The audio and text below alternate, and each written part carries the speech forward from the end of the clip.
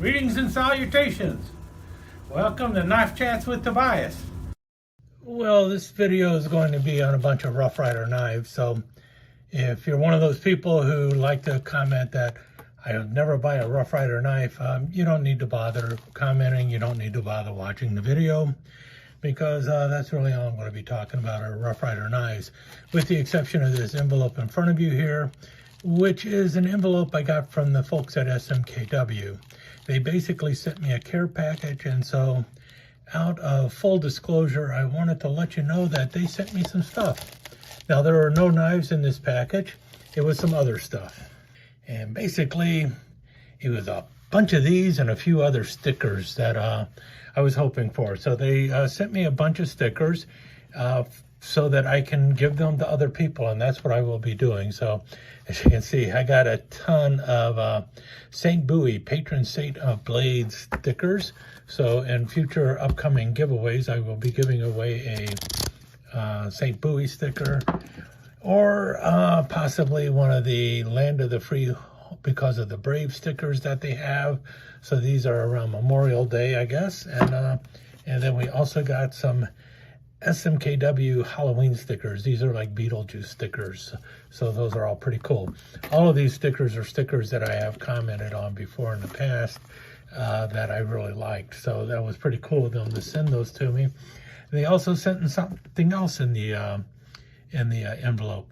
And that is a small stack of these case collector pocket guides, which are pretty cool cards. If you can see here, it shows you the various tank stamps and how you can date your case knife, plus the how to identify a case knife pattern, and then on the back side the various blades and so on and so forth. So this is information that Case uses on their knives, and so if I'm giving away a case knife, I will probably throw one of these cards in there too.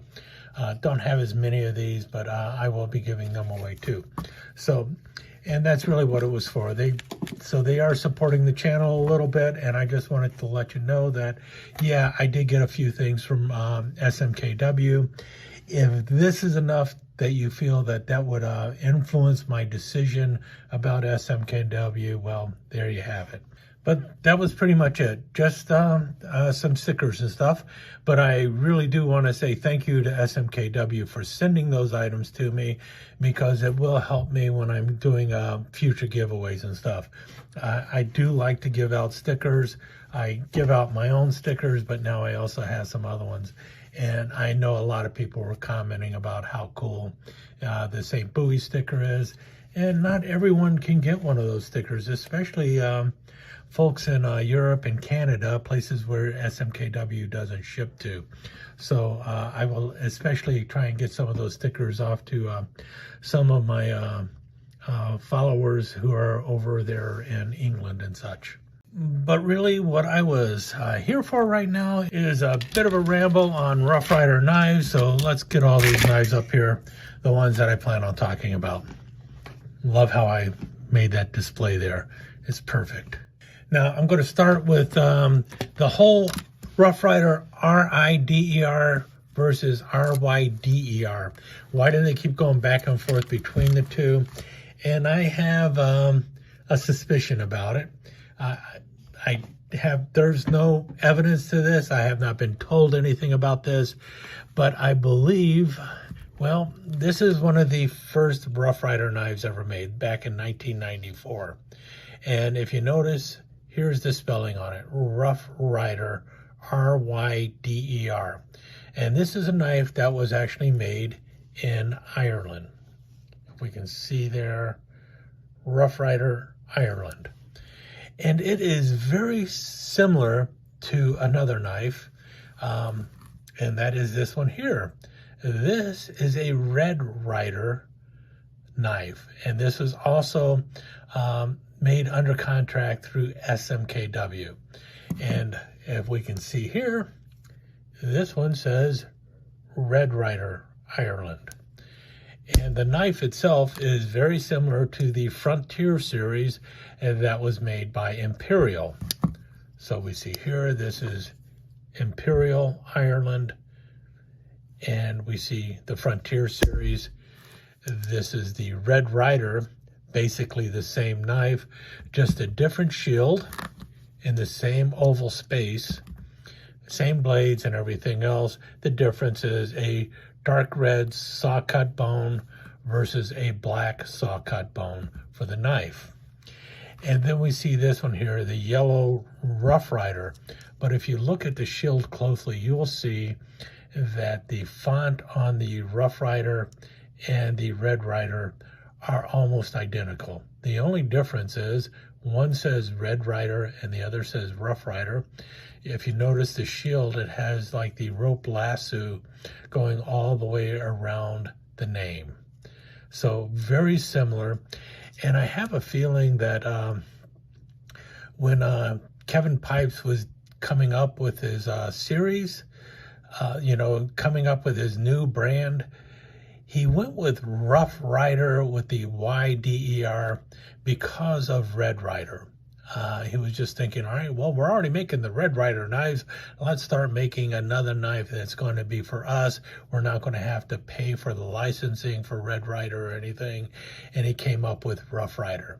And that's why I think it was originally spelled RYDER. This is pure speculation on my part. Could be totally wrong, but I don't understand why else they would have done that. And then somewhere along the line, and it might have been because they were thinking, well, we're not going to be able to actually do RIDER, Rough Rider, as in Teddy Roosevelt, because, that might be harder to get trademarked. And later they found out maybe it isn't that hard to get a trademark. So they put in the trademark for RIDER. It was approved. And then they moved over to the Rough Rider trademark, RIDER, instead of RYDER. This is pure speculation on my part. I have no clue. I do not know the history of Rough Rider good enough to get any more detailed than that. But I thought, if people are wondering where it came from, my suspicion is the original Rough Rider, RYDER, was influenced by Red Rider, which was an old comic strip, movie, radio show, all sorts of things were Red Rider cowboys. So, as in Red Rider, one of these stars of the silver screen, the cowboys of the silver screen. Any case, that's where I think the RYDER came from. Red Rider turns into Rough Rider, no longer having to do licensing for Red Rider now. And as long as I've already broke out the Red Rider, we'll go right into that, because you'll see here there's a couple knives here. They look quite a bit different, but they're all sold as the same pattern. And this is an actual Rough Rider. You can see there, it got the big R on there. It's also a Red Rider, so the R could be there for Red Rider too, right? But no, this is an actual Rough Rider knife. Red Rider, Little Beaver, and then on the back side here you see Riders of the Silver Screen. And this is a moose. Not your typical moose, but it is also a Rough Rider moose. See there, Rough Rider. Red Rider, Little Beaver, got the little arrow going on there. And then on the other side over here, you have the Spay Blade, and you have Riders of the Silver Screen etched on the Spay Blade here. And notice it is just your straight Spay Blade. It's nothing fancy or anything, just a good solid Spay Blade, because it's an equal end cigar pattern knife here. And this is really kind of what the original moose knife was like. The original moose knife was kind of based off of a Nessmuck opposite end jack. And it had similar blades to what you're seeing here. It had the clip blade, and then it had something similar to a Spay blade, possibly a long spear point blade. But this is what the moose originally was like, and it was a big frame, not a small frame knife. Matter of fact, this would almost be considered a small moose back in those days. It's right at 4 1/4 inches long, so a moose was around 4 1/4 to 5 inches or so. Big old honking knife, and it was used for your skinning and everything else. It was the second knife. If you weren't using your fixed blade Nessmuk knife, then you also had this knife for many other chores, including some of the skinning chores that you might have had. So that was what the moose originally looked like. Somewhere along the line, someone came up with this more stylized moose, and a lot of people like it. Some people do not. But Rough Rider makes both versions of this moose knife. And this one, as you can see, it's not an equal end knife, and it's also, obviously, it's kind of bent. It's kind of shaped kind of like a canoe, in that it is sloped, but this end is smaller than the top end. So the bottom end is smaller. And you have the clip blade, which is more or less a normal style of clip blade. It's got a nice nail neck there, and you see this wedging going on. This is also in the crackle stone. I wish I had picked up more of the crackle stone. This is the only knife I got in crackle stone. I really do. I keep looking for it, but I realize also why I do not. Oh wait, I do think yeah, I do have one other knife in the crackle stone. No, I don't. This is the other knife I was thinking of. This is in, it was in some kind of Copperstone series. That's what it was, the Copperstone series, not the Cracklestone. And I actually used this knife in a couple of videos where I was putting the tiny toothpick through its paces, doing all sorts of things like cutting up rope, cutting some hoses, and all sorts of other stuff. Another person actually took a tiny toothpick and used it as a can opener, among other things. So the knife is much more versatile than most people think. In any case, this is the other one, the Copperstone. But the Cracklestone was a different story. I bought this one because it was on sale. They had it on sale for like $7-8 or something in one of their flash sales, and I just had to grab it right away. And it's pretty cool. I really like it. I like the stone in it, and I also like the abalone down the center here. Now, I mentioned this before in another video. What this is usually known as, when you have that spacer right down the middle, splitting it like that, it's often referred to as a cigar band. Because if you've ever seen expensive cigars, they will have that paper band right around the middle with all the information on it. And that's why that is sometimes referred to as a cigar band. In any case, this is the other style moose. This is the equal end moose that Rough Rider makes. This is the other style, and it has a nice clip blade. A lot of people like the clip blade. What people don't like on it, typically, or the one blade that I've heard people complain about, is the spay blade on here, and that is this blade. And the reason they don't like it is because of the angle of it. But really, you know, you have that blade kind of high, so you can actually do some decent slicing with it, and you can actually do some scraping with it and stuff without hitting your knuckles and such.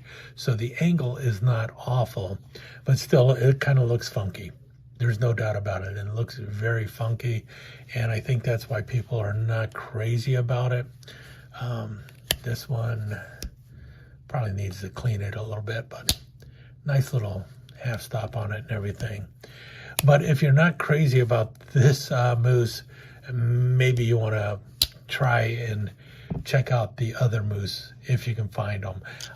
These are not made nearly as often as this style of moose, at least not by Rough Rider, and I wish they would make more of these, the equal end moose. I think it's a little more traditional, and I think it might prove a little more popular. But then again, Rough Rider usually knows what they're doing when it comes to selling knives. This one is pretty cool, but like I said, it's not for everybody. I know that because I've had several people contact me back channel and say, man, that is one funky knife. I don't get that blade. Oh, and if I didn't mention it, this blade, this spay blade, is sometimes referred to as a Texas spay blade. And I've seen it on a couple different knives. I've seen it on a trapper, and I've also seen it on this moose, and these are often referred, or these were at one time referred to as the Texas moose versus the equine moose, and then there was the now I think they call it a jumbo trapper, but it used to be called a Texas trapper too, so I don't know. In any case, they also have the small version of this knife, a small moose, and I wish this is a knife that they would also, I wish they'd come out with an equal and small moose too. This is pretty much exactly the same as this one in the Crackle Stone, except this is in the Stonework series, and you know, nice half stops on it. I've had a couple of these, and for some reason, this is the only one I still have. You can see there, it's got the same Texas style spade blade going on there. And you got that same angle so that it's, if you're cutting, you're above the table when you're cutting. So this would be not a bad blade for cutting through your steak or something. Matter of fact, this would make an interesting carnivore jackknife. You know, turn this spade blade into a serrated blade. Man, that might work out really good. If you're listening to SMKW, maybe that's what you should do with the small moose. Make a serrated blade out of this spade blade and make a carnivore jack 3 with it. That would be pretty cool. Yeah, anyway. Carnivore moose, I don't know. Anyway, this brief public service announcement is brought to you by the Don't Get Eaten by a Bear Foundation in partnership with Knife Chats with Tobias and Skip the Show's Volcano Club. Well, yee howdy, boys and girls. It's your old pal, Yakima Bob, and I'm here with my good pal, Jackalope Jake. Hi, boys and girls. I tell you what, it has been a long, cold winter. And if you're like me, you can't wait to get out in the great outdoors and take a hike in the woods. But not so fast, because you know what? You're not the only one who's just gone through a long, cold winter. Them bears have also gone through a long, cold winter. And they have their own saying, like we have our saying, you know, that saying of the early bird gets the worm. Well, the bears have their own saying too. And their saying is the early bird gets the first hikers of spring. And that's what's going to happen if you go out there and hit them trails now. Because all them bears are just waking up from hibernating. Now, when we humans hibernate during the winter, all we do is sit around and snack on Little Debbie's snack cakes and eat frozen pizzas and stuff like that, and we get nice and fat. Bears, they sleep all winter, and they lose a bunch of weight, and they wake up hungry and lean and mean, and they're ready to snack on a big fat hiker who thinks it's time to lose weight. So you don't want to be that guy. What you want to do is just stay in the house and kind of coast into spring. And the best way to do that is to subscribe to Knife Chats with Tobias and just binge watch Knife Chats with Tobias, and you know, like, share, and comment. And you know what? If you share a Knife Chats video with a friend of yours, you might just save their life, because they might be thinking, I'm going to go out and take a hike. But they start watching the Knife Chats with Tobias video, and then they just get hooked on it and just keep watching those. And by the time they decide to get out to take their first walk of spring, the bears have already feasted on all those people who weren't watching Knife Chats with Tobias videos. So that's my suggestion to you. And take it from the acclaimed Yakima Bob. I know what I'm talking about. You don't want to be the yummy in the bear's tummy. Watch Knife Chats with Tobias. Don't get eaten by a bear. Don't be the first snack of spring. This has been a brief public service announcement from the Don't Get Eaten by a Bear Foundation. Don't be the yummy in the bear's tummy. Donate today to the Don't Get Eaten by a Bear Foundation. Yeah, anyway. Carnivore moose, I don't know. Anyway, got the other knives back here, and these are More of the sodbuster-like knives, or the Rough Rider work knives, the ones that I think they should call a prospector. I grabbed this one recently. This is in the faded blue jean.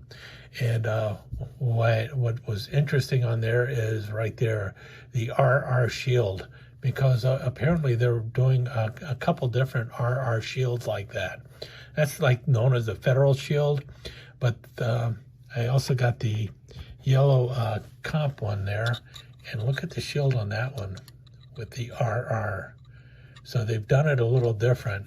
And this one reminded me a little bit of Red Rider, because I have actually seen something, at least I could have sworn I seen something like that with Red Rider also, with the double R shield.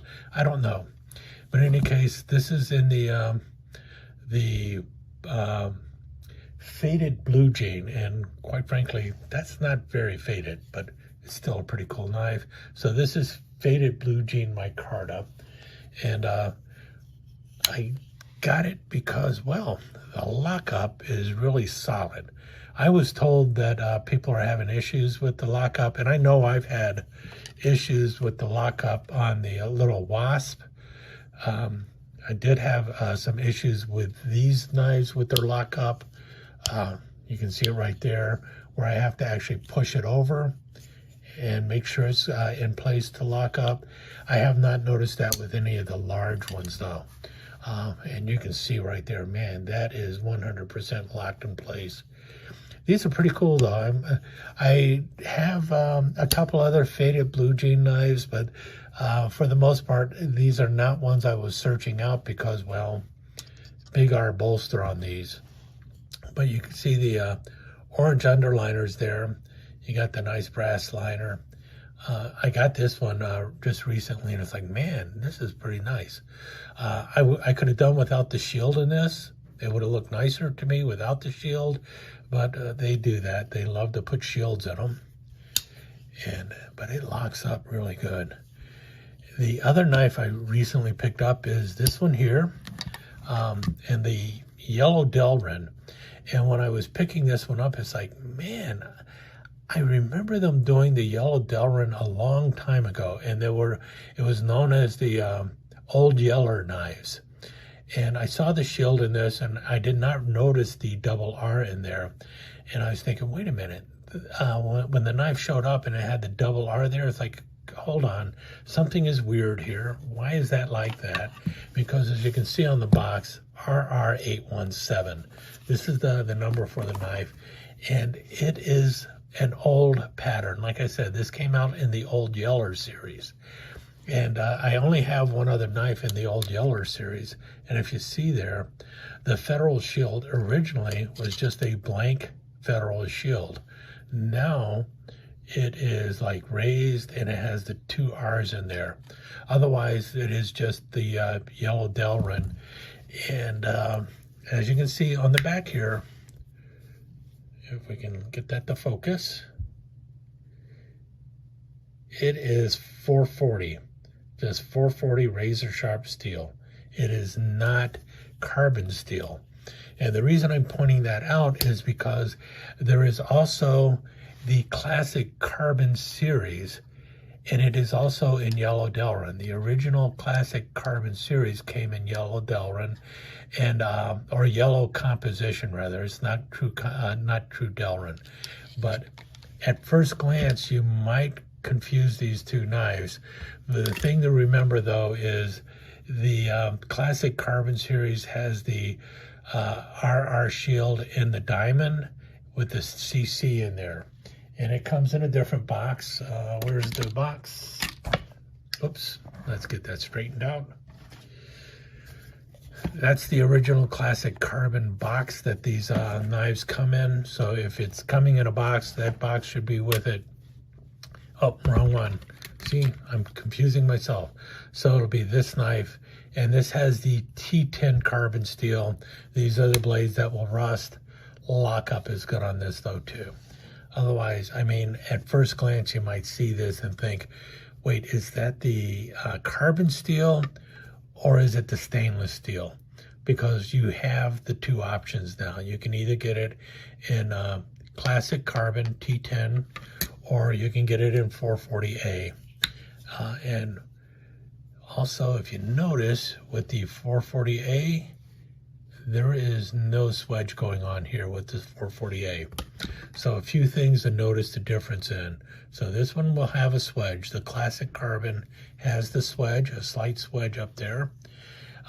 It'll have the diamond shield with the CC in the middle there, if you can see it right there. RRCC. The 440A, no swedge on the blade, and now it will just have a small shield, small federal shield with the RR on it. If you find one of these with a flat shield with no lettering on it, it means you just found an old stock one. It'll still be the same number, RR817. It just has a new shield that's been added to it instead of the old shield. So if you're also trying to fill in a collection of these knives, because the Old Yeller series was a very comprehensive series that Rough Rider was putting out. Knives that were not in it included like the large toothpick, the medium toothpick, the scout knife, but there was a marlin spike knife in that series. I forgot I had the Old Yeller marlin spike knife, but there you have it. There's the shield for the Old Yeller marlin spike knife. So they might be making a new Old Yeller marlin spike knife, and it will have a newer shield then also. So that'll be pretty cool. If you are a collector of the Rough Rider marlin spike knives and you're looking for something new, if nothing else, you might be able to end up with a new shield version of the Old Yeller knife. We'll see. I don't have a clue if that's going to happen or not, but I just wanted to point that out to you. And different shields is nothing new. There are a few patterns of knives from Rough Rider that have come out on more than one occasion. For instance, the brown saw-cut bone toothpicks and other knives in the saw-cut bone series have both the bow tie shield as well as the round horseshoe shield. So you will find these knives in both styles of shields. You'll find, and also if you notice, the brown changed over time. It's not nearly as brown later. It's almost more of an amber brown instead of a dark chestnut brown. So you'll see that happen with the saw-cut brown series of knives. The only ones I've noticed so far are the toothpicks, but there might be a few other ones out there. So far, I have noticed that both the red and amber jig old scout knives have either the propeller shield or the bow tie shield. I do not know if they also had a round shield in these knives or not, but I'm always looking to see if there's another shield that these knives have been pinned with. We'll find out. Well, not pinned, but if these knives have had other shields glued into the bone. That's really the only changes I've noticed with those knives. The Stonework series, at least with the trappers, there were a variety of differences in the Stonework series trapper. This is the last one that was put out, and notice the layout of the stones. Here is the very first one, and if you notice, it's a little different. It's got the abalone in the middle instead of the white mother of pearl, and also notice the bolsters are different. The pinch bolsters are the last series, or the second generation of Stoneworks knives. The first generation ones all had the shell type bolster on the top, and among the trapper there is this version. This is the very first trapper that came out. Then they also came out with this one, which looks very similar. The difference is they relaunched this series, or came out with a few knives in this series that had the Stoneworks blade etch on it, and that was done after this series was closed out. There was like 12 knives in the series, and then they had a limited run of a few of these knives with a blade edge. And when they did that, they also came out with a second version of the Trapper during that time. So this was the one that is exactly the same as the first Trapper, with the exception that it has a blade edge. This was a new version of the Trapper in the Stoneworks series, and it also has the blade edge. So there are a few knives out there that, even though it's the same knife, a few times the knife is re-released and there might be minor changes with it. Typically that change will be with the shield. So if you are a collector of Rough Riders, these are some things to look for, and it's good to know which shield came first. Like this shield, the propeller shield, was before the bow tie shield, and the round shield was before the propeller shield. So that helps you know how old the knife is. So, but that doesn't mean you will not find this knife with later shields. I have yet to see this knife with a propeller shield though, so I might have just skipped it. I don't know. In any case, I guess that's really what I wanted to talk about here. If you're a collector of Rough Riders, I hope this you found this entertaining. If you're one of those people who refuses to buy a knife in China, well, you didn't have to stick around this long just to tell me that you didn't like knives made in China. With that said, I will let you go, and I will talk to you again soon. Let me take just a second to thank you once again for dropping by and spending a few minutes here at Knife Chats with Tobias. I really do appreciate it, and I do appreciate any comments that you leave. So please remember to give me that thumbs up, and also don't forget to subscribe and ring that notification bell so you'll know when the next episode is up and running. Thanks again for dropping by. Really do appreciate your time here.